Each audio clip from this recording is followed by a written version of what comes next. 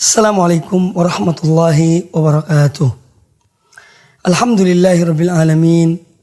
Assalatu wassalamu ala asyrafil anbiya'i wal mursalin wa ala alihi wa ashabihi ajma'in. Kaum muslimin dan kaum muslimat rahimakumullah. Ketika seorang hamba telah diberi hidayah oleh Allah Azza wa Jalla berupa iman kepada Allah Subhanahu wa taala, maka ini adalah sebuah nikmat yang terbesar yang Allah berikan kepadanya. Oleh karena itu, seyogianya seorang hamba senantiasa mensyukuri nikmat Allah berupa hidayah tersebut. Namun sebagai seorang manusia, bagaimanapun upaya yang dilakukan agar dapat istiqomah dalam berbuat baik, namun terkadang dia terjerumus dalam kemaksiatan dan dosa. Dan Allah Subhanahu wa taala ketika mentakdirkan dan menetapkan adanya kemaksiatan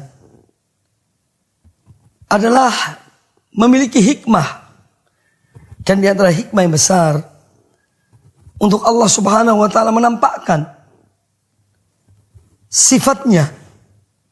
Karena di antara sifat-sifat Allah Azza wa Jalla, Allah adalah zat yang maha pengampun, zat yang maha pemaaf, zat yang senang tatkala hamba-hambanya kembali dan bertobat kepadanya. Terjerumusnya seorang dalam dosa dan kesalahan merupakan sesuatu yang telah diberitahukan oleh Nabi sallallahu alaihi wasallam. Dalam hadis beliau riwayat Imam Ibnu Majah, kata beliau alaihi salatu wassalam, kullu bani adam khata'un wa khairul khata'in at-tawwabun.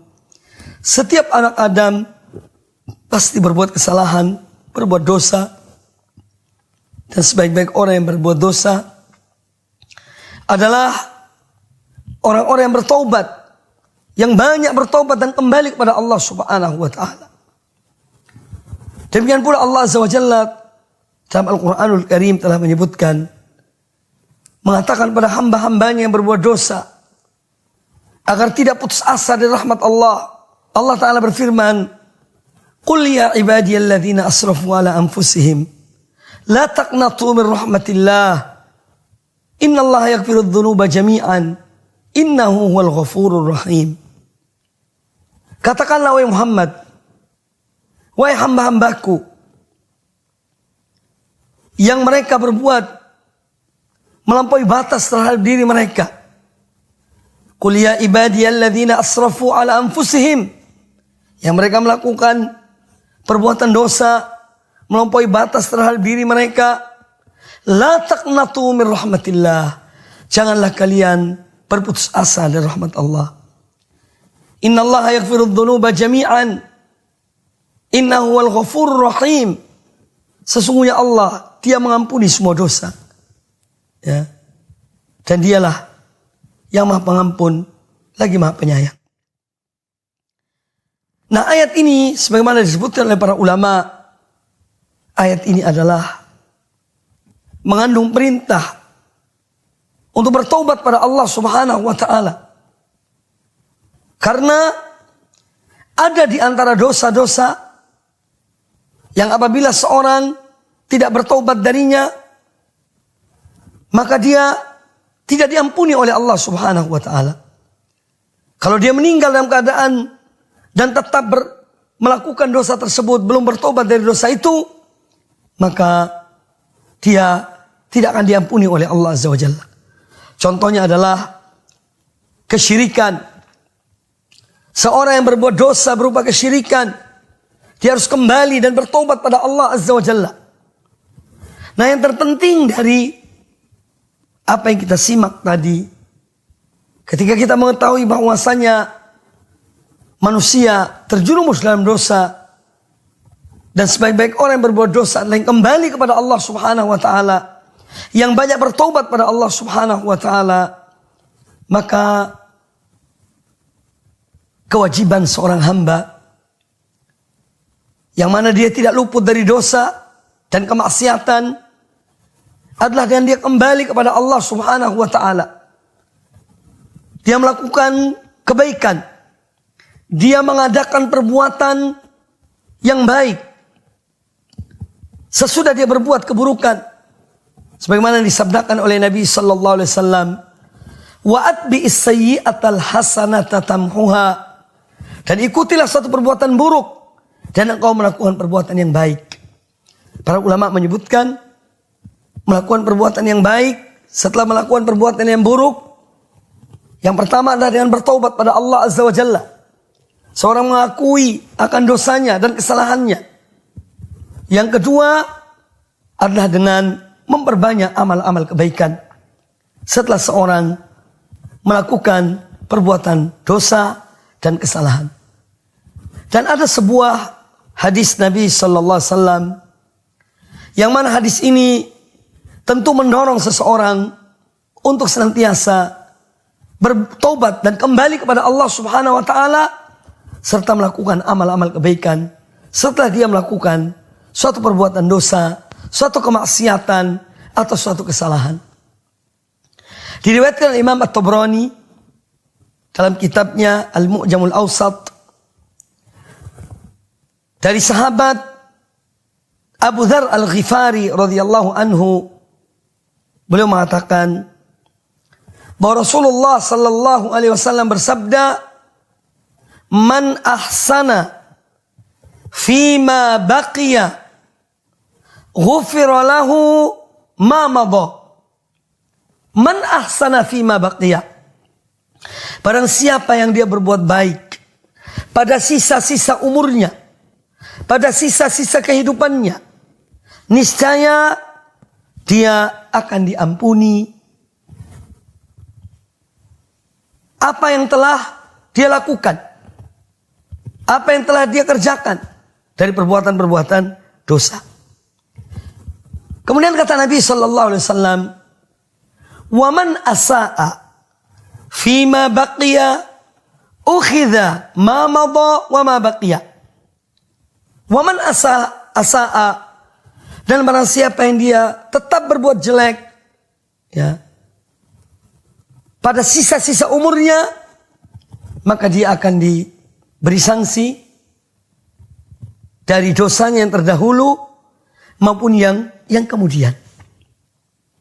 Nah, hadis ini sebetulnya apabila seorang merenungkannya, betapa Allah Subhanahu wa taala memiliki rahmat dan ampunan yang besar kepada hamba-hambanya.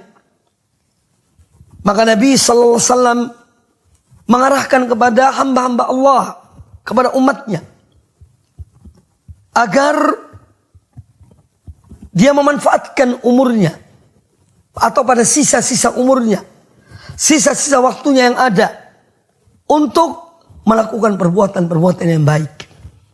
Maka perbuatan-perbuatan yang baik yang dilakukan di akhir-akhir kehidupannya akan menghapus dosa-dosanya yang terdahulu. Dia akan diampuni oleh Allah Subhanahu wa taala dari dosa-dosanya yang terdahulu. Tetapi barang siapa yang dia terus berbuat jelek, terus berbuat dosa dan maksiat di akhir-akhir kehidupannya, sampai mungkin naudzubillah min dzalik, di akhir dari kehidupannya dalam keadaan tetap berbuat dosa, maka kata Nabi sallallahu alaihi wasallam, "Ukhidha fima baqiya wa ma madha." Maka ukhidha bima madha wa ma baqiya. Maka dia akan diberi sanksi oleh Allah terhadap dosa-dosa yang terdahulu dan yang dia lakukan di akhir kehidupannya.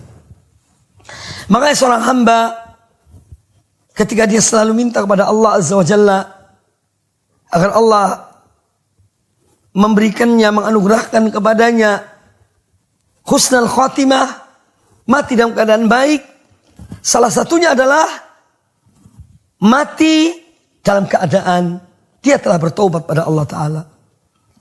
Mati dalam keadaan dia melakukan amal kebaikan, amal soleh. Dan ini salah satu tanda, salah satu ciri seorang mati dalam kebaikan. Dan Allah Azza wa Jalla apabila menghendaki seorang hamba kebaikan di akhir hidupnya, yaitu dengan dia mati dalam keadaan baik, dalam keadaan husnul khotimah, maka Allah menggunakan hamba ini. Sebagaimana disabdakan oleh Nabi sallallahu alaihi wasallam dalam hadis yang sahih, "Idza aradallahu bi 'abdin khairan," apabila Allah menghendaki suatu kebaikan bagi seorang hamba, ista'malahu, maka Allah akan menggunakan atau memakai hamba ini. Maka sebagian sahabat bertanya, sebagian sahabat bertanya kepada Nabi sallallahu alaihi wasallam, "Ya Rasulullah, wa kaifa yasta'miluhu?" Wahai Rasulullah, bagaimanakah Allah memanfaatkan, Allah memakai orang ini, seorang hamba tersebut yang Allah menghendaki kebaikan baginya? Kata Nabi sallallahu alaihi wasallam, "Yahdihi li amalin salihin qabla mautihi." Yahdihi li amalin salihin qabla mautihi. Maka Allah memberikan petunjuk, memberikan hidayah, memberikan taufik kepadanya, yakni untuk melakukan amal-amal kebaikan sebelum dia meninggal. Ini cara bagaimana Allah Subhanahu wa taala memakai seorang hamba di akhir kehidupannya, yang mana Allah menghendaki kebaikan baginya.